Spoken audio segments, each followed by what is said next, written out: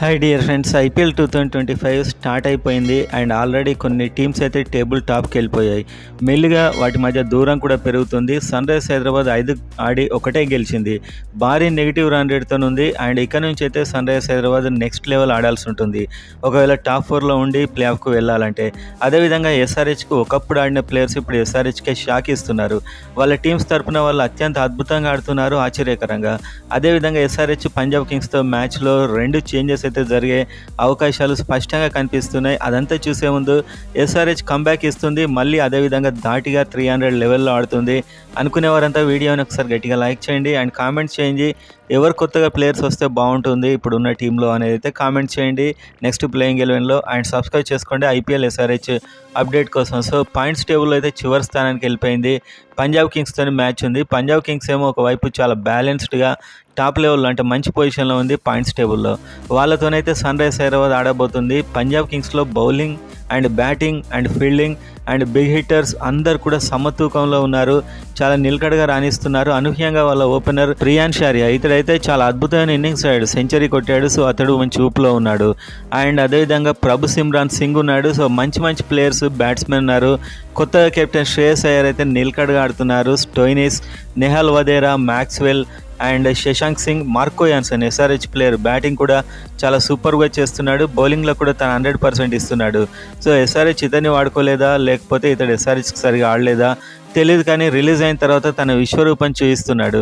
So ఈ team అంతా కూడా బ్యాలెన్స్డ్గా ఉంది. ఒకవైపు మన వాళ్ళని చూస్తే ట్రావిస్ హెడ్, అభిషేక్ శర్మ, పేనసర్ ఆడిన వాళ్ళే. ఓకే, అప్పుడు ఆడలేదా, అప్పుడు మరి మెచ్చుకున్నాం, ఇప్పుడు తిడుతున్నాం మనమే అని మనం అనుకోవచ్చు. కానీ ఏదైనా కూడా అంతే, మనం ఆడినప్పుడు మెచ్చుకుంటాం, ఆడిపోయినప్పుడు తిడతారు ప్రేక్షకులు అనేది. అది 2 టైమ్స్లో కూడా దాన్ని స్వీకరించాలి. సో అప్రిషియేషన్సే కాదు విమర్శలు కూడా వస్తాయి. సో డెఫినెట్గా వీళ్ళైతే ట్రావిస్ హెడ్ అయితే ట్రై చేస్తున్నాడు, కానీ డబుల్ మైండెడ్ ఉన్నాడు. కొట్టాలా వద్దా అనే ప్రెషర్ అయితే అతని మీద పెరిగిపోయింది. అతడు ఆస్ట్రేలియా కూడా మంచి ఇన్నింగ్స్లో అయితే ఆడుతూ ఉంటాడు. ఒకవైపు అభిషేక్ శర్మ కూడా డబుల్ మైండెడ్, కొట్టాలా వద్దా అని ఫ్రీ ఫ్లో అయితే లేదు బ్యాట్లో, అంటే కొట్టేసేద్దాం కంప్లీట్గా అనేటువంటిది లేదు. అండ్ అది బ్యాటింగ్ వికెటా బౌలింగ్ వికెటా అనే దాన్ని బట్టి కూడా ఆధారపడి ఉంటుంది. వీళ్ళకి ఏంటంటే ఒకటే రిధం 300 అలవాటు అయిపోయి వీళ్ళు చాలా డ్యామేజ్ అయిపోయారు. సో మొత్తానికి ఇలాంటి టైంలోనే టాప్ 3 మీద మంచి స్కెచ్ చేసాయి అన్ని టీమ్స్. కోచ్ కూడా అదే చెప్పారు, మా టాప్ 3 అయిన ట్రావిస్ హెడ్, అభిషేక్ శర్మ, ఇషాన్ కిషన్ని టార్గెట్ చేస్తున్నారు, ప్రతి టీం ప్లానింగ్ వేస్తున్నారు అని చెప్పాడు. అలాంటప్పుడు బ్యాటింగ్ ఆర్డర్ మారవచ్చు కదా. సో వాళ్ళు వ్యూహాలు వేసుకున్నప్పుడు వీళ్ళు వ్యూహాలు మార్చుకోవచ్చు, కానీ అలా ఏం చేయట్లేదు. అదే రొటీన్గా అదే ఆర్డర్లో పంపిస్తున్నారు, వీళ్ళు అదే రొటీన్గా అవుట్ అవుతూ వస్తున్నారు. సో మనకు నెట్లో ప్రాక్టీస్ సెషన్లో గమనించినట్లయితే ఒకటి Pat Cummins and 2 Nitish Kumar, Abhishek Sharma and Sachin baby వీళ్ళైతే తీవ్ర కఠోర ప్రాక్టీస్ అయితే చేస్తున్నారు డైలీ. బ్యాటింగ్ ప్రాక్టీస్ అయితే సచిన్ బేబీ ముఖ్యంగా అండ్ ఇంపాక్ట్ ప్లేయర్గా కూడా సచిన్ బేబీని పెడుతున్నారు. వచ్చే మ్యాచ్లో ఇతడు ఎంట్రీ అయ్యే అవకాశాలు చాలా స్పష్టంగా కనిపిస్తున్నాయి. సన్ రైజ్ హైదరాబాద్లో డేంజర్ బెల్స్ మోగే ప్లేయర్ ఎవరైనా ఉన్నారంటే అది ఇషాన్ కిషన్. సో ఇతన్ని కొన్నారు. ఒక సెంచరీ కనుక చేయకపోయి ఉంటే ఇతని పరిస్థితి చాలా దారుణంగా ఉండేది. ఇతని స్టాటిస్టిక్స్ కూడా చాలా దారుణంగా ఉండేవి.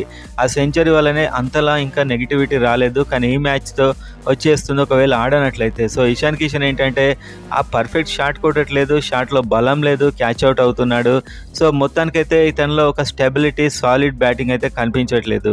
ఒక ఫస్ట్ మ్యాచ్ ఆడాడు, ఆ మ్యాచ్తోనే ఇప్పటి వరకు కూడా సేఫ్ అయ్యాడు. ఇక నుంచి కూడా అతడు అలానే ఆడపోయేది ఉంటే మాత్రం ఖచ్చితంగా ప్రేక్షకులు and audience, fans, SRH fans అయితే ఇతని మీద నెగిటివ్ కామెంట్స్ అయితే చాలా విపరీతంగా వచ్చేస్తాయి. అండ్ ఎన్రిచ్ క్లాసెన్ తన ప్రభావం ఇప్పటిదాకా చూపించలేదు. ఇంకా ఎన్రిచ్ క్లాసెన్ అంటే ఒక నికోలస్ పూరన్ లాంటి ప్లేయర్ని తీసేసి ఇతన్ని కొన్నారు. నికోలస్ పూరన్ కనుక ఎస్ఆర్హెచ్లోనే కంటిన్యూ అయ్యి ఉంటే ఇదే విధంగా ఆడేవాడో లేదు తెలియదు, కానీ ఇప్పుడైతే ఒక విధ్వంసకర ఆటగాడిగా మారిపోయాడు. అతడు ఇంత డబ్బు కూడా తీసుకోవట్లేదు. సో మొత్తానికైతే ఎన్రిచ్ క్లాసెన్ అతనికి స్టాండ్ రావట్లేదు, అంటే ఇంకొక ప్లేయర్ ఇతను సహకరించట్లేదు. సో సచిన్ బేబీ లాంటి ప్లేయర్ని తీసుకుంటే ఇతనికి మంచి కోఆపరేషన్ ఇచ్చే అవకాశం ఉంది. అండ్ నితీష్ కుమార్ రెడ్డి కూడా కాన్ఫిడెన్స్ టోటల్ మిస్ అయ్యాడు.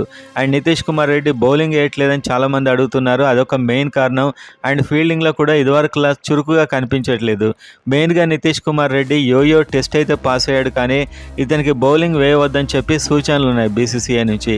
ఇతడికి ఈ సైడ్ అక్కడ మనకి ఏదైతే ఇంజరీ ఉందో పక్క ఎముకలకి అది చాలా బలంగా ఉంది కాబట్టి అతడు రిస్క్ తీసుకోవట్లేదు, అతనికి బౌలింగ్ ఇవ్వట్లేదు. ఒకవేళ బౌలింగ్ ఇస్తే అతడు మ్యాచ్లో ఇన్వాల్వ్ అయ్యి చాలా బాగా ఆడేవాడు. అండ్ ఫీల్డింగ్లో కూడా ఆ అథ్లెటిజం అనేది కనిపించట్లేదు నితీష్ కుమార్లో. అందుకే ఈసారి టీంలో జోష్ అనేది అనేది కంప్లీట్గా తగ్గిపోయింది. ఒకటి 2024లో వీళ్ళిద్దరూ రెచ్చిపోయేవాళ్ళు. అండ్ ఆల్రెడీ మంచి బ్యాటింగ్ ఉన్నప్పుడు ఇషాన్ కిషన్ని వేస్ట్ కొన్నారు.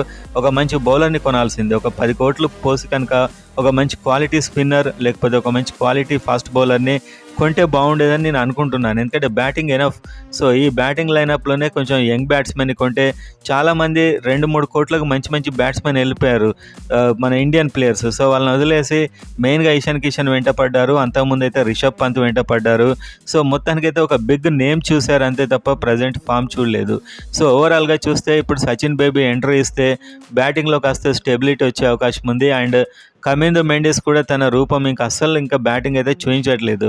అండ్ ప్యాట్ కమిన్స్ కెప్టెన్సీ మీద విమర్శలు అయితే వస్తున్నాయి, కానీ ఒక ప్లేయర్గా అద్భుతంగా ఆడుతున్నాడు. కెప్టెన్సీ మీద విమర్శలు ఎందుకు, ఇన్ని టైటిల్స్ గెలిపించాడని మీరు అనుకోవచ్చు, కానీ మనమే కాదు మాజీ ప్లేయర్స్ కూడా అంటున్నారు ఏంటంటే స్పిన్కు పూర్తి అవకాశం ఇవ్వట్లేదు. అండ్ ఆస్ట్రేలియా పిచ్ల మీద ఫాస్ట్ బౌలర్లను ఆడించినట్టు ఒక 5 ఫాస్ట్ బౌలర్ని వేసుకొని మ్యాచ్కి వెళ్తున్నాడు అనేది. ఒక 2 స్పిన్నర్స్ అయితే ఉండాలి, Zeeshan Ansari or Rahul Chahar or Adam Zampa or Rahul Chahar. So 2 స్పిన్నర్తో వెళ్ళాలి, అప్పుడే టీం అయితే ఖచ్చితంగా ప్రత్యర్థిని కంట్రోల్ చేయగలుగుతుంది. పంజాబ్ కింగ్స్ టీంలో చూస్తే మంచి బౌలర్స్ అండ్ బ్యాట్స్మెన్ ఉన్నారు. ఫెర్గూసన్ డేంజరస్గా వేస్తున్నాడు బౌలింగ్, హర్షదీప్ ఉన్నాడు, మార్కో యాన్సో ఉన్నాడు. సో వీళ్ళంతా కూడా ఒక చివరి ఓవర్లలో రన్స్ కాపాడే వాళ్ళు ఉన్నారు. యుజ్వేంద్ర చహల్ కూడా ఉన్నాడు, యష్ ఠాకూర్ ఉన్నాడు. సో మంచి బౌలింగ్ లైనప్ని అయితే వాళ్ళు కొన్నారు అండ్ బ్యాటింగ్ లైనప్ను కూడా కొన్నారు. మన దగ్గర ఏంటంటే మహమ్మద్ షమి ఇంకా కంప్లీట్గా రికవర్ కానట్టు అనిపిస్తున్నాడు. పూర్తి ఫైర్ పర్ఫార్మెన్స్ అయితే లేదు. తన 4 ఓవర్లోనే ఏదో విధంగా కష్టపడి ఒక 8-9 రన్స్ మధ్యన ముగించేసి కూల్గా వెళ్ళిపోతున్నాడు మహమ్మద్ షమి. అండ్ ఆ తర్వాత జిషాన్ అన్సారీ కూడా ఉన్న బౌలర్లలో చాలా బెటరే, కానీ ఇంకా కూడా ఇంప్రెసింగ్ బౌలింగ్ అయితే లేదు. అతడు షార్ట్ పిచ్ బాల్స్ వేస్తున్నాడు మనం చెప్పుకున్నట్టు. సో ఒక మ్యాచ్ అయితే రాహుల్ చహార్కి ఛాన్స్ ఇస్తారేమో అనిపిస్తుంది రేపు. అండ్ సిమర్జీత్ సింగ్ ఇంకా ఆడకపోవచ్చు బహుశా. సో సిమర్జీత్ సింగ్ని ఆడించడం మీద మనమే కాదు మాజీలు కూడా చాలా విమర్శలు ప్యాట్ కమిన్స్ కెప్టెన్సీ మీద చేశారు. ఇది ఆస్ట్రేలియా పిచ్చా, 140 బౌలింగ్ స్పీడ్ ఉండగానే సరిపోద్దా, లైన్ అండ్ లెంత్ వేయొద్దా అని చెప్పి వాళ్ళు కూడా అడగడం జరిగింది. సో మొత్తానికైతే సిమర్జీత్ సింగ్ని పక్కన పెట్టేస్తారు. అండ్ ప్యాట్ కమిన్స్ అయితే ఒక 2 మంచి స్పిన్నర్లను తీసుకొని వెళ్తే చాలా బెటర్.